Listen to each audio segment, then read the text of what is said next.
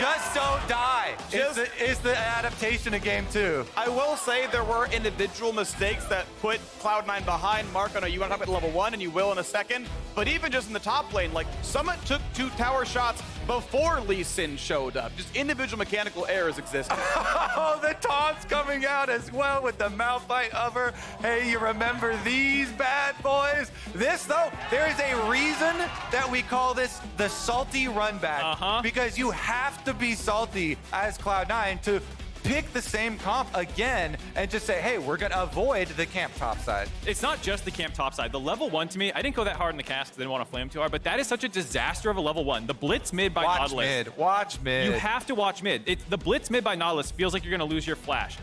But if you don't put anyone mid or throw a ward down, they get to sneak into a side brush and they just spill over. And the thing about that, and this is like a fact, the vision that you get from the points that you're watching, if you're not watching mid, cannot react in time to Nautilus to not have to flash later. You lose a flash if, in a lot of situations, if the Nautilus is willing to commit his own.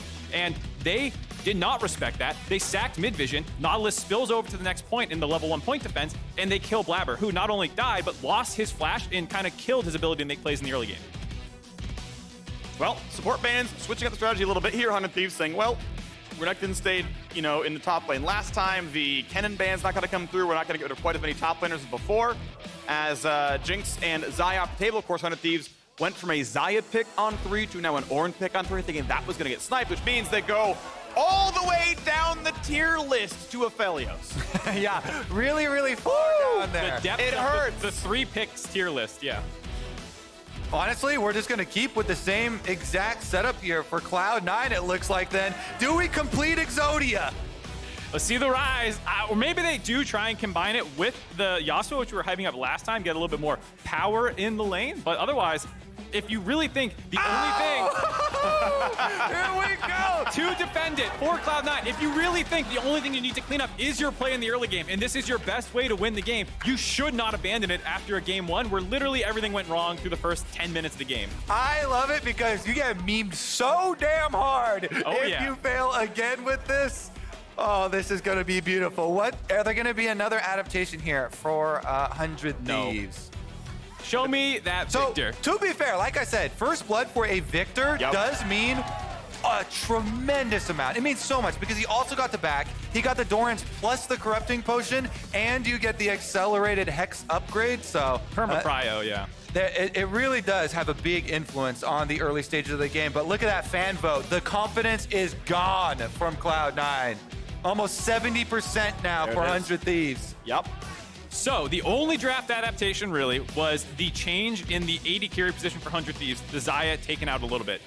That's not totally inconsequential because Xayah has some of the best self-peel safety with her ultimate, and Aphelios is notoriously squishy and able to be jumped on. So this is a situation where it does change how 100 Thieves has to approach the game. If Huhi's going to roam a ton, FBI is more susceptible to plays being forced on top of him. Biggest thing that has to change, though, Cloud9 need to get some leads in that early game so they can actually pull off 1-3-1, so they can actually split, so they can actually play the map.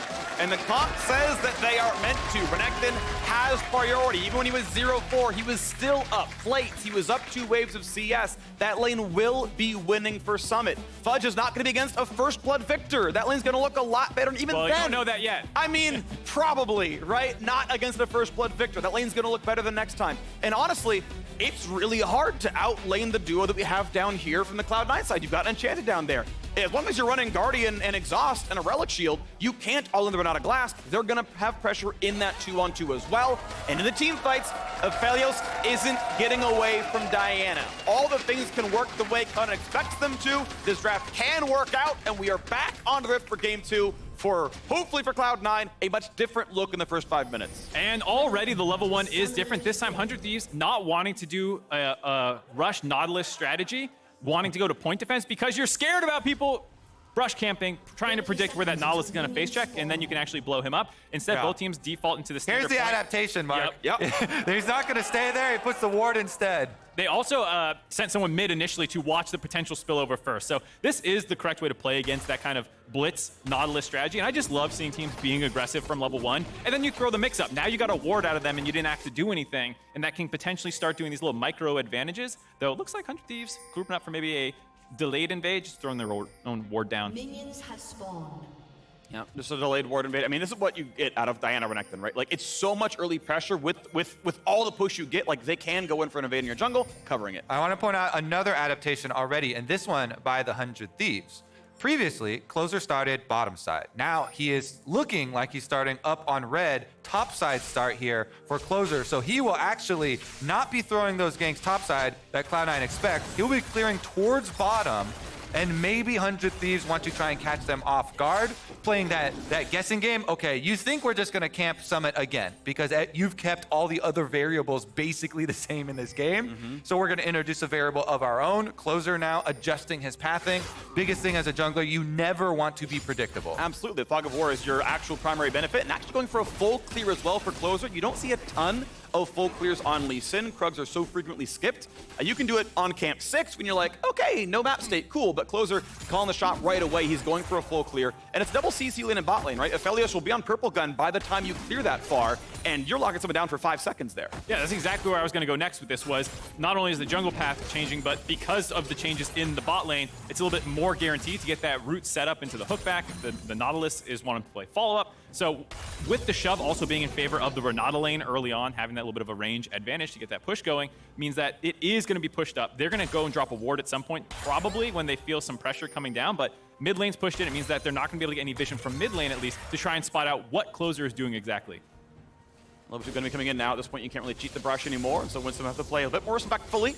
Though they do have heal and exhaust, make the fight a little bit less easy. Blaber going to keep going through his jungle 4 camps onto his blue right now. He's going for it early. Closer's already going down there. They said, hey, they're pushing too much. We are level 2. We can go for the flash route. This is the adjustment. Look at Huhi. Flash from Huhi starts it all. Oh, Berserker wants to go for the war, but he's only going to spot him, but he's by the wall. He'll be fine. It's going to be the Renata Glasc instead. The flash of safety. Q follow, wipes out the exhaust, and it's going to be just enough damage. The flash on him is not enough. Winsome survives crucially for Cloud9. Not enough in the tank. The exhaust, and Winsome walks it off with a potion chugging from the beginning. But it is correct strategy from 100 Thieves, and the adjustment from Closer does get both summoner spells off of Winsome. The Renata will be vulnerable. Plus, the wave is now pushing back away from Berserker. So he has to play the safe Zeri positioning there in lane as his wave is pushing away from him, and he's 2v1 versus Nautilus. I love, on the theme of mind games, not waiting for the purple gun, going before they're ready, and then catching them when they wanted to go on that ward to get around that timing window. The only unfortunate part about timing was the exhaust was not off, but his Q2 was going to time out, so it's a bit damned if you do, damned if you don't, and so you end up just taking that because you want the damage through exhaust anyways.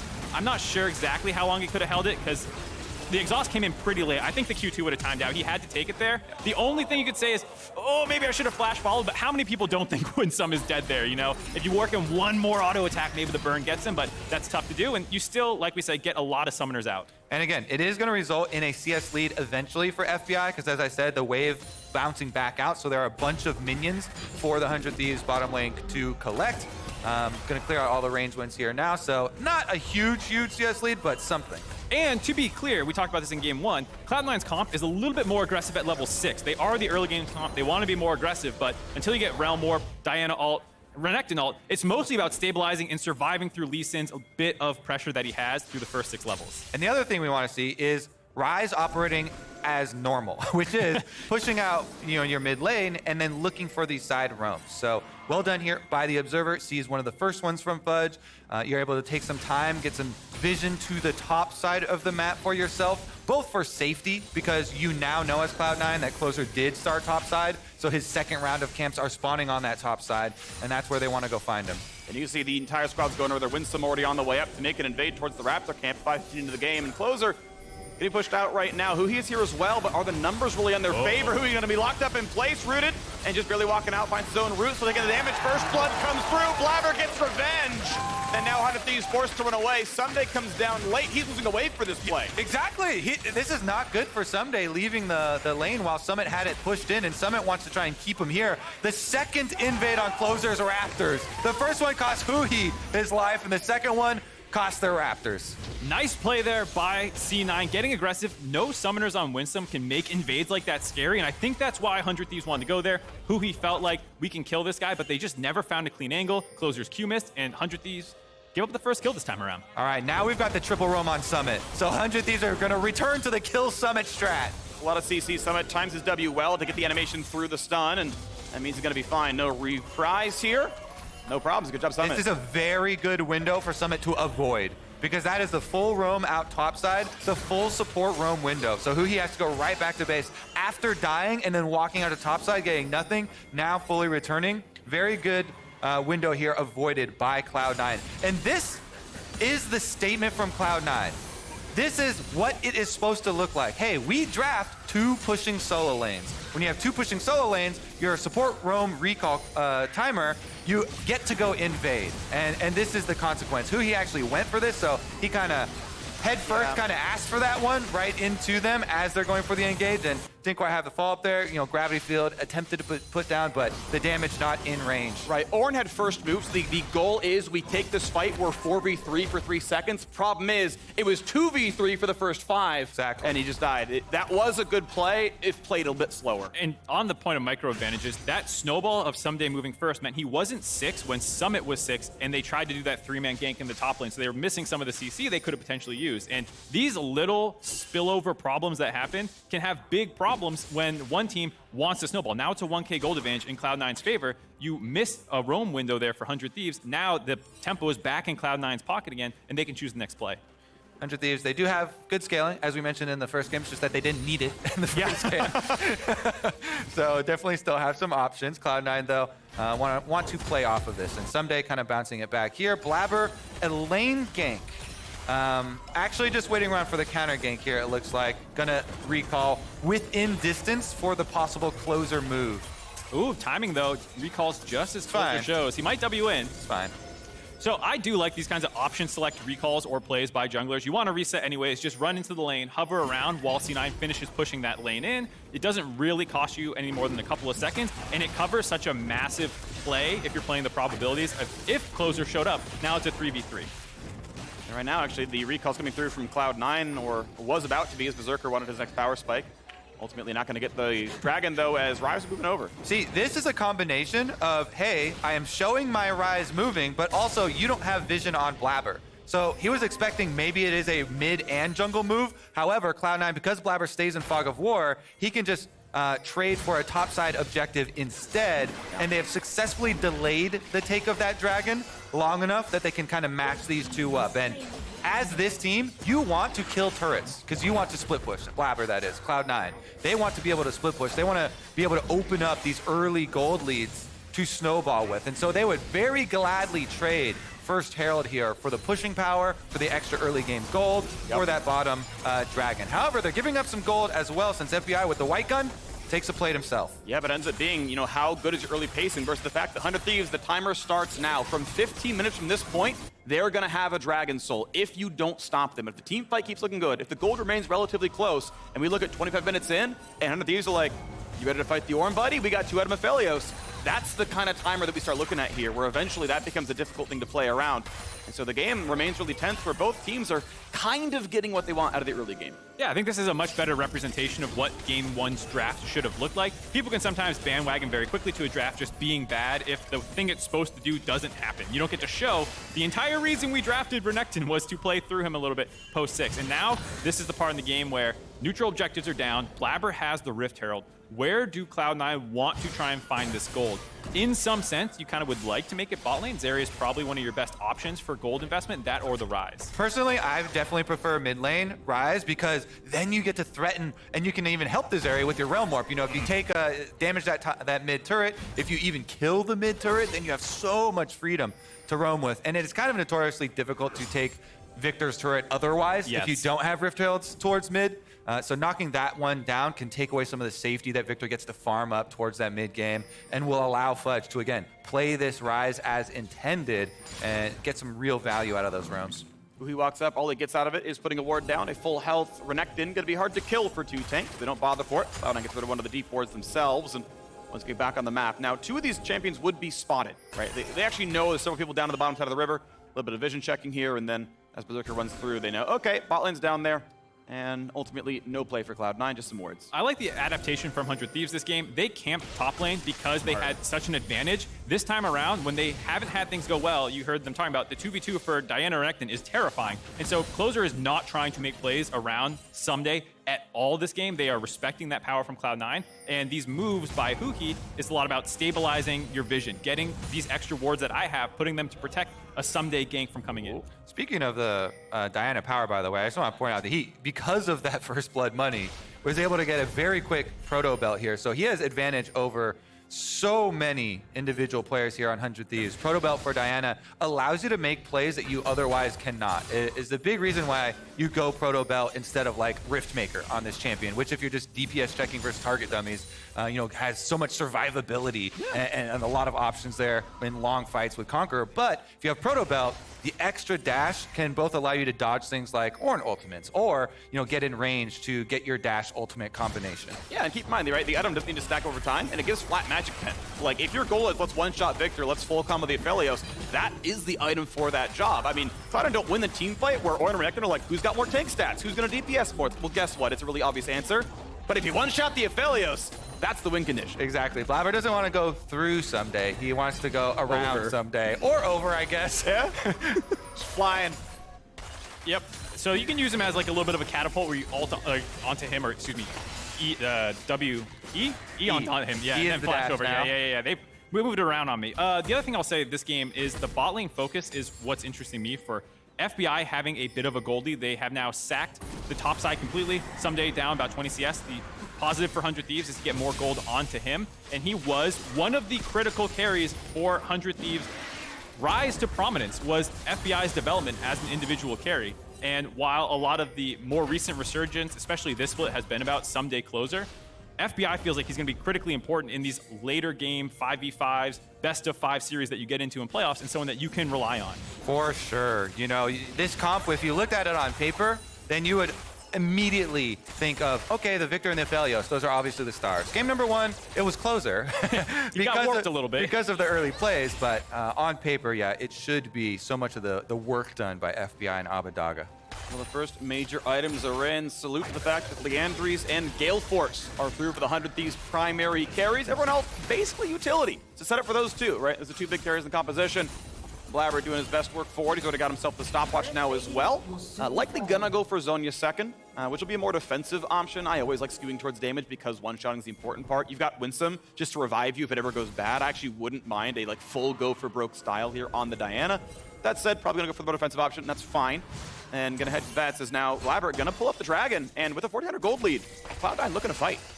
Yeah, Cloud9 would love to use a little bit of this power spike with all their ults available, but 100 Thieves are sacking it. It seems like they don't want to contest this. They're fine not forcing 5v5s around Dragon. They just want to keep scaling up because this is a very dangerous window to have taken that fight. Yeah, and if they wanted a team fight, they would definitely need Ornn around for the big Ornn ultimate, but Ssumday, he had a couple seconds still left on his teleport, and walking down, waddling a little bit slower than Renekton. Hey. You just baited everyone. You were so early. And they started the game, we just didn't get it on screen. I side with Kobe. That's all things I side with Kobe. So funnily enough, you talk about the players not talking a ton. I mean, this is one of those game states where there's actually not too much to say. Both teams are kind of trying to accelerate their win cons. 100 Thieves, where do we want to go next to get wards is probably the most important conversation available right now because you already know that you just sacked Dragon. There's no objective coming up. It's just like, all right, well, where are we most vulnerable? And let's start trying to get wards out there. Ooh, Abbeddage steals the control board kill from Huhi. What? Huhi Internal Strife on the 100 Thieves lineup. Who is he, Phreak? Is he Huhi? He's now Huhi. We decided to change it around. Let's go! Thank you so much. Let's go, Aurelion Soul? That's the real question. Will he be stunned in time? No. Nice escape there. Flash auto could have maybe been a possibility, but it was from Fog. Good escape there. The Fudge factor. He's got the 6th sense. Actually, from now on, I want you to call him Huhi if he makes a mistake or if he's playing a hoofed champion. Yeah, I mean, next time he's on Rel. Oofy. Got you. Yeah, there we go. Meanwhile, we got a Hyphy play in the top side. Gets a bit of damage there on a summit. Grass comes through with the % health damage as well. And, well, he'll sustain the back up. He's Renekton after all. Did like that movement by 100 Thieves, though, to get serious for a second. They taking bot turret on the Rift Herald spawn. Good movement there to help stabilize the goalie for a little bit. It was a down payment, though, for Cloud9. Revenge? Are we going to see some revenge? They should. They got the Rift Herald. They got some people up on this side. Tons of vision as well on the top half of the map.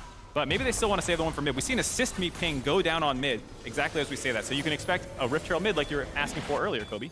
All right, and we also, as we were asking for earlier, we get our side lane Ryze. So Fudge down here on the bottom side. I want to look at these minions because is he actually pushing them or just waiting for last hits?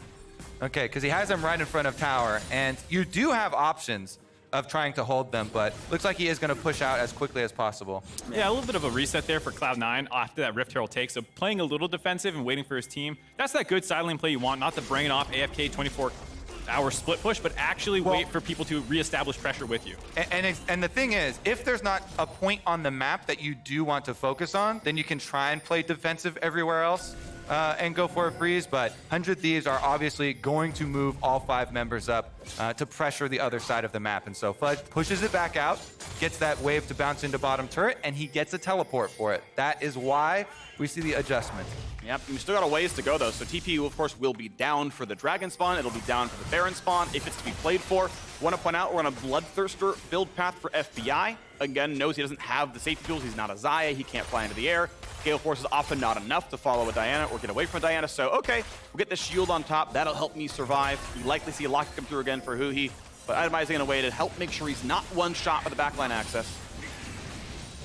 Definitely feels like the good build to go for, given the lack of utility or protection from the rest of his team comp and the amount of engage available for Cloud9. That is one part of their comp that they have in spades. It won't all just be like straight front to back engage. Renekton wants to flank, Diana wants to flank, like you were saying earlier. You have the Realm Warp to just transport people on top of you. Even the Zeri is extremely mobile, and so there's a high likelihood when you talk about the VIPs of 100 Thieves comp, it's the Viktor and the Aphelios that they're going to be trying to target down with all this engage. Okay, who's president, who's vice president? I feel like I think Abbeddage is president and FBI is vice president. Really? FBI's been there longer. I think he's the incumbent. Oh, true. Okay, well, he's going to be pushing out that mid lane here. Side lanes traded pretty naturally. Viktor going to have to wait for a little bit more safety here, and Fudge is doing what we wanted on Ryze. You know, keeping that pressure, pushing out the minion wave first, and threatening the moves here for Cloud9. Again, though, 43 seconds left on this Dragon, so there is time. Around 30 seconds is crunch time, where you got to get down there if you're going to make the choice to go for that objective. It gives you the time to recall back to base and immediately move out towards the Dragon with some control wards in your pockets. The funny thing is, this is still a game where I'm not, or a moment where I'm not convinced they need to contest the Dragon currently. If you're still waiting for Ornn upgrades and you're only 1k down, as Phreak was talking about last game, that 1k compressing in time means that you actually are catching up with the hidden gold that Ornn will be getting. So they might actually still go for a weak side play. You see them targeting Summit here. FBI on the way over. Summit going to be a little bit pushed around. Slow's going to be available. The flash is not nearly far enough. He burns every cooldown and still drops dead. Niles! Oh, no! Oh my God! I love it. The ability and the confidence to go with the self-burn. Oh, yeah. The roast there. He knows his brand. Big ups there, Niles. Shouting out Summit. Goes timely as well. Good job by production putting that up as he dies the first time in this game. Again, it's going to cost you, though, because 100 Thieves focus on top side. Look at the split on the map. It is a kill on Summit. It is 2 towers on top side in exchange for that Dragon on the bottom side there to be picked up by Cloud9 and the bottom turret itself. Also, 100 Thieves grab the top inner turret as well. So far, the turret trade is a little even. They will get this Rift Herald charge down. Ssumday probably won't be able to defend this one. So still, technically, in terms of turrets, a trade up. But in terms of gold, you'll realize once this drops, it's still actually in 100 Thieves' favor, as well as the fact that they were able to get a lot of that gold onto FBI, who we identified as one of the bombs for this team. The BT completed right there. But Summit 0, 16, and 2 across the last 3 games against 100 Thieves. It has been a rough road. The top pressure did allow that first kill, but it's been a very slow-paced game since then. Cloud9 have mostly traded objectives equally against 100 Thieves since that first blood. Again, we are on BT here for the Aphelios, so we'll see if he can get his way towards the next item, but actually skewing towards magic resist next up. I love this. Because we have a crowd, I literally heard a wee as Zeri passes over the wall. Yeah. That's me too. That is me too for sure. I'm muting you in Discord every time you play Zeri. I got to shout out whoever did the when someone missed cannon, FBI missed a cannon like 3 days ago. I heard whoever it was like, oh, Every that's my AD kind of carry, person. every AD carry and support player feels that. Hey, supports get to they get to run dematerialize. They can last it from half HP. Supports have no excuse for missing cannons, and yet mine still find a way to do it. All right, well, we are transitioning towards the big team fight setup. And again, 100 Thieves actually are in a pretty stable scenario if they can start the fight with Ornn Nautilus on the front, getting some CC on a Cloud9 member. So Cloud9, while they do have the gold lead this time around and dragon lead as consequence of Summit getting dove on top side, they do have to be very careful about vision management to not become the victims of Nautilus ult, which is point and click, into Ornn ultimate, which is multiple screens long. The engage on 100 Thieves is very, very threatening if you do not have vision and you spread out too much. So the management of the map here is what we'll look at next as we get another quick pause. This is a very interesting point in the game, like you said, with it kind of getting to the team fight phase. From here, C9 have not looked like they were able to utilize this 1-3-1 very much at all, aside from getting a CS lead onto Summit. And it's actually been 100 Thieves, who was a team this split criticized for their ability to play side lane, their ability to get leads onto Ssumday when sometimes he was having these pop-off Trinamere games. 100 Thieves couldn't get any gold into him. But what's funny now is it's C9 who need to make those plays happen, and it feels like 100 Thieves is playing the map better. Yeah, and a lot of it is just, it's interesting to look at these, right? Because obviously there can always be misplays where you miss what the dive could have been, you miss the rotation what could have been, but there are also good plays on the Thieves side where it's like, oh no, we were ready in time to stymie this. So everything starts with Huhi here for 100 Thieves. If he gets his Nautilus ultimate onto anyone besides Blaber, because Blaber does have Azonias, then it's an easy follow-up there with the amount of CC they have. And you'll notice that when they're gonna go for it, they will preemptively group up to try and take advantage of their 5-on-5. So Cloud9 pushing out onside first. Summit actually roaming over pretty early there on the Renekton, and you see him even trading with Ssumday a bit in the jungle. Here goes coming through it again, though. Still not yet to lock it here for Huhi. Needs the combined cost at this point in time with the Kindle Gem and the Aegis. Berserker left alone to farm out in the middle lane. Pretty standard stuff to feature AD carry there. It's very safe. It's honestly very hard to gank those champions, so just on 2 items, chilling. Hex Drinker is in for FBI, so again, very much a defensive skew on the itemization. You always could have gone for, a Phantom Dancer, Lord Dominic's, anything like that, and just go for big damage and IE third, but he's, again, trying to play around the Diana condition and says, look, as long as I don't get one shot, we got an Ornn Nautilus, like teamfight's gonna be fine no matter what, so I think it's an intelligent adaptation based on the win conditions in a teamfight for Cloud9. We'll see what those fights look like if they happen, though. Again, the Ryze here, hard committing, top side push going pretty well for Fudge. He can get that one up to the tower before the rotation of the slower moving 100 Thieves gets there. One melee will be dropped before Abba can go pick up all that money. And while you have this kind of rotation from 100 Thieves, okay, top lane relents, guess what? Bottom lane picks up. Renekton gets pushed out even further. So they are enacting their 1-3-1 in a little bit of a swing here because they can't really control any of the deeper avenues for rotation between objectives on 100 Thieves right now because the lead is not big enough. So you have to be cautious when you're doing this. The lead not being big enough is the problem. This is nice map movements by Cloud9 in terms of allocating resources of farm, but a couple hundred gold more in your pocket is not what this team needs. It needs to actually find kills in these side lanes, blow people up, actually expand this gold lead from this 1K to 1.5K it's been bouncing between for effectively the last 10 minutes. And the way they're going to do that is pushing out first on the sides to split up 100 Thieves and then make use of all this mobility. Zeri and Ryze, big advantages in mobility over their counterparts on 100 Thieves. So really, really big transitions is what Cloud9 wants between these lanes to see Realm Warp or Zeri jumping through the wall and the crowd shouting "we." Yeah. And we are going to see ourselves in a team fight. Already top lane wave was dropped. Abbeddage gonna stay down here with the team. Ssumday gonna stay down here with the team. Upgrades the Gale Force, and we've got a 5-on-5 brewing right now. Summit gonna be spotted though. Engage comes in. Not a kill yet on a Huhi. Berserker on a 3.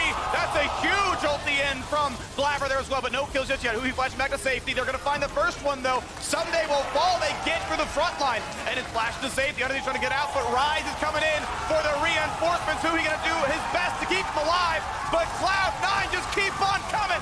Abbeddage goes in for 1, but just the 1. Tries to trade back, does take down Blaber. Abbeddage, after all his team is dead, stops 2. Still a huge pick from Cloud9, and you notice the timing of that engage.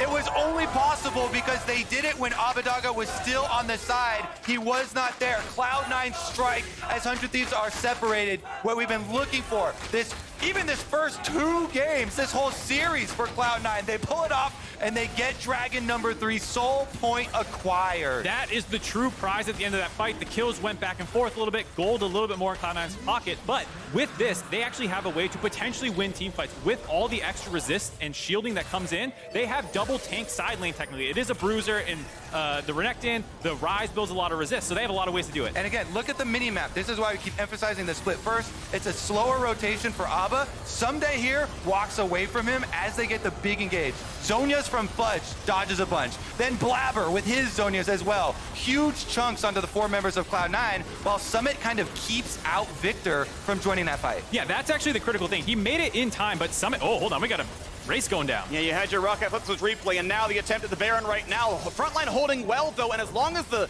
battle lines look good, getting in is hard for Cloud9. You can see they're unwilling to go at this one, even though Baron's in the fight. Only 1 target for Blaber's engage. A 4-man knockup, but the Berserker turns in 1 death. Does 100 Thieves get out? Do they have plans to leave? Is the 5v4 enough? Aphelios is untouched. You don't need a Nautilus, you need a frontline. An FBI jumps in on a Berserker, and guess what? Aphelios makes it happen. He can run, he can skate away, he can wee his way out. But right now, 100 Thieves win the fight and claim the Baron. 100 Thieves never say die. Off the reset, rushing down Baron. Now they can push inside. The mid tower finally drops, and they take down the last outer. Gold League gonna go in 100 Thieves' favor off the back of that critical Baron call coming out of the replay, catching Cloud9 in a reset after the Dragon just a little too slow. And like you were talking about, that zone control was so difficult for C9 to find their way in. They got so chunked out. As you're gonna see here, a very nice ultimate by Abbeddage, understanding it's much more important for me to chunk them coming in than to keep DPSing the Baron. I'm the biggest threat in zone control. And when he gets them all low, FBI is gonna pop off with his ultimate in this fight. Yeah, Gandalf over here. You shall not pass through this corridor into Baron. Look how much damage that Chaos Storm does. The Gravity Well delayed them. The Ornn ultimate threw everybody. And even though the Berserk does land on them, Closer barely finishes off that Baron in time before, and then Cloud9 chasing really deep in here. Aphelios ultimate and Summit here goes in with very low HP, dies right on the front line. And that's going to be a gold lead. 100 Thieves just narrowly in the advantage. Yes, they've lost the first 2 Dragons. Some good plays by Cloud9. Mountain Soul Point always going to be relevant here, and Ssumday gets the, or Summit, I should say, gets the gold back for a moment. But the timer is that 2.5 minutes. Red Bull Baron power play, 2,600 gold. This will time out before the play for Dragon. And a Mountain Soul switches this game back over, so a good smite or a good fight, either one's going to work well for Cloud9. We'll see how Cloud9 tries to stabilize from here. Very unimportant, but this was upgraded first, so officially FBI is the president. Yeah, you got that one a couple levels ago. Yeah, I mean, it's going to be a big push on bottom side here with a Baron, 400 Thieves. I don't think Cloud9 can clear enough, but the flank comes through, Summit. Summit find it, closes order there to mark him though, and if it's ever scary, just kicks him and he's going to be fine. Ssumday holds the front line normally. Abbeddage holds the cooldowns and there's no way in. A nice try. The TP burned, but nothing to be found for Summit. Nice opportunity there for Summit, but Closer marked him too well, burns the ultimate, and from here, 100 Thieves know there's no fight coming. If Summit does not have his ultimate, they're going to be safe to take this turret. The question is, how much further do they want to try and push this advantage? Do they actually want to try and go for bot in him, which would be huge with the Dragon coming up in a minute and a half? Got enough time, right? 30 seconds of the buff, then a reset. That'll put you on the map exactly perfectly to make that play for Dragons. They can play the entire buff. But it looks like as this wave drops down, there's no more Baron waves to play. Spend your last few seconds getting the red buff, getting a ward or 2 down. Try to get the safe recalls. Ornn already on the way out. And this is the problem for Cloud9. It's difficult for them to fight this front to back through 100 Thieves, but there is a concentrated area on the map that you have to go to be able to get this objective. Unless they're going to count on some sort of risky steal or something like that, you want to try and preemptively push out your sides to set it up and get the map in your advantage first. Vision advantage in River acquired here for Cloud9 well in advance, 50 seconds before the spawn of Drake. They are able to get their vision out, but can they protect it from here? 45 seconds for the side of 100 Thieves to establish their battle line, start pushing into this vision, and Cloud9 finding flanks is going to be the most important thing, or finding ways to keep people away from the fight. What Summit did in the last fight was not super flashy, but keeping Abbeddage in a 1v1 against him instead of doing that massive AoE like we saw later is still something that's going to be huge for them. And that was an advantage acquired by Cloud9 splitting the map so that Abbe could not start the fight with the team and had to transition over through other members. But this time around, they get to start as a team, the full 5-on-5 grouped up, both carries in the back. This is what I was worried about. It's so hard to stop an Ornn from walking in and clearing your vision. Cloud9 give that up completely and look to enter in through the bot part of River for this 5v5, but it's relatively front to back. All 5 members of Cloud9 grouped up right here. Huhi spots it, sees all the engaged tools, and they know where Summit is, and his TP is down. Fudge has burned his now as well, so the flanks aren't going to be there outside of Realm Warp, and it's time for the Viktor poke to try to get something done. Blaber still towards the front. Will he find a good target there? Aphelios has every cooldown available. Zap's not going to land. From the Zeri, there's the Realm Warp flank. They got Summit in there, but he gets just deleted. Frenzy comes across, hits a bunch of them. The zone is going to look pretty good. Decent damage out of Blaber, but it's not going to be enough. Gets the heal, gets out closer, tries to stay alive. But Berserker's on the flank. Berserker trying to carry the team, but it's a 5 versus 3. Is it going to be enough? Blaber gets a spike. Can it be a steal? Blaber wants it, and it's going to go over to FBI. Claims the dragon. Triple knockup. Team fight continues. Can Cloud9 get anything done? Out of the back line, Berserker finds one. They get a second, and Berserker keeps going. Fudge keeps going. What a team fight for Cloud9. And he gets bailed out. Berserker goes down for a split second, but he gets bailed out by Renata Glasc. Get it, and they're gonna push through the base. Absolutely monstrous team fight for Berserker. We are hyping him up as the late game insurance policy for Cloud9 all season long. He had his eyes on one person, Closer. He was taking him down. He made sure to take down the jungler, and their rewards are going to be Nexus turrets as well. Closer's backup. He was killed first because that was Berserker's first target. What can he do? Root comes in, kicks around, got a GA, now into the turret, but the respawn's coming through as well for Huhi. Do they have enough in enough time? 3 seconds out of Aphelios. They land the Q, but Lee Sin's dropped already. They trade one back. The Renata Glasc took a turret shot and fell. Next is turret number 2 will drop. Fudge will be CC. They should get 2 back. Kill on the board for FBI. And now is there more? A teleport comes in. Ssumday here as well with Abbeddage. The target is Berserker. It's gotta be. Jukes away, can't survive. Summit still cannot get a kill on the board. 0, 5, and 0. The reverse ace, and it's time for game 2. Now, do they have the time? 20 to 40 seconds per revive, but the waves are nowhere close. They say a wave's in top lane. Let's go through the top side.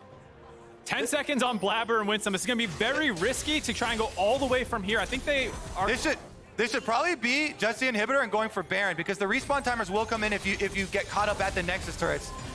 Inhibitor going to go down. They're playing up. They're playing up against the inhib, meaning they might want to play forward. Baron. Go Baron instead. Okay. They pull back instead. Out they go. Please, I don't want to ping pong between Nexuses. Why? It's so fun. It is. No, this is absolutely the right call for 100 Thieves, especially given we've talked about all game long, the scaling advantage. Don't flip it. C9 in that position. How many more team fights is Berserker going to hard carry you? I understand that. But they for can 100 Thieves, TP. go They late. can contest. Cloud9 have TP on Summit. He's the last one alive. He can TP. They're pinging the ward in the base, though. Yeah, he's going to keep him in the game. And Lee Sin's going to come back. Closer to stop, but I don't know if he can win the 1v1. He's down a level. Baron's been claimed. Recalls are fast. Ryze is dead. And you're going to get a recall out of Aphelios. There's no way you win the game here. I understand the attempt to try. You don't know where Lee Sin is until he shows. But at the end of the day, there's nothing going for Cloud9. It was a cute idea, but that is not going to work from a full health Nexus with a Renekton by himself. Well, they also were damaging the Baron so quickly. 100 Thieves had the Baron basically wrapped up by the time the TP completed there. What an exciting exchange here in game number 2, and yet we have a similar outcome. The 100 Thieves, even with an open inhibitor mid, down, super minions coming in, they can push against that lane and take away the advantage that Cloud9 had earned themselves and just force this Baron-empowered push right down to the Cloud9 Nexus. Keep in mind, Fudge does have his teleport. Not the best turret damage, but with Realm Warp, there's always the possibility, if this isn't a game-ending push, that Cloud9 has that TP play, the Realm Warp play to end the game. That's always going to be in the back pocket. But for now, 100 Thieves push on in with Baron down the mid lane. And I don't think Fudge can base race them. The turrets, the wards are gone. So it's about this play right now. 100 Thieves looking like they want to just keep the pressure up on them. We'll see if they try and actually force an engage, or if they're just keeping Cloud9 pinned in their base until they can safely fall back onto the dragon that will spawn in a minute. It'll be dragon number 3 for 100 Thieves. It would be Soul for Cloud9. The scaling clearly in 100 Thieves' favor. The front line too good. The back line damaging as well. But will there be an X Factor? A little bit of poke on a Summit. Cannon wave down, but now Super's on the top side. This will be a dying Nexus turret. Here comes the engage, damage on Renekton, gonna try to find that kill as well. Ornn gonna land on a 2 in the back line, and they don't kill Summit just yet, and they do get a kill, but it's still him dropping. Out goes Fudge, low HP, onto turret number 2 as they flash away for Blaber. Worm will try to find their way in, but it's only 2 versus 4. Fudge cannot make it happen as Zhonya's hourglass. An attempt on FBI. FBI loses the Guardian Angel. Blaber's still alive, but is it gonna be enough? A triple kill for Abbeddage.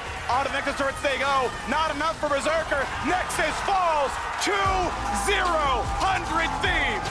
Match point coming for 100 Thieves. 2 quick games in their pocket. That one still, despite the better early game for Cloud9, never really fell out of control aside from that one slip up at the Dragon. Outside of that, 100 Thieves looking super clean. I love it. The salty run back from Cloud9 saying, hey, if you don't have first blood, if you don't have all these early ganks onto Summit, then we are actually going to win with this comp. And 100 Thieves with a simple no. Yep. The defending champions with the 2-0 lead in this series. Already series point for 100 Thieves.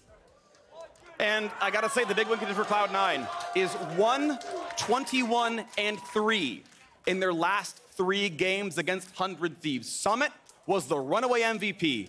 And last week, Cloud9 didn't look so hot, and some of that was the top lane not doing what he had done all year long. And we're still on that track. We're still on the, look, you're able to get a CS lead, you're pushing your lane, and it's not translating. No, it's not. The bans seem to be totally neutralizing him. We'll have to see if they can adapt somehow in draft. Well, it's gonna be fun. We've got more games to play, of course. Our defending champions continue to dominate.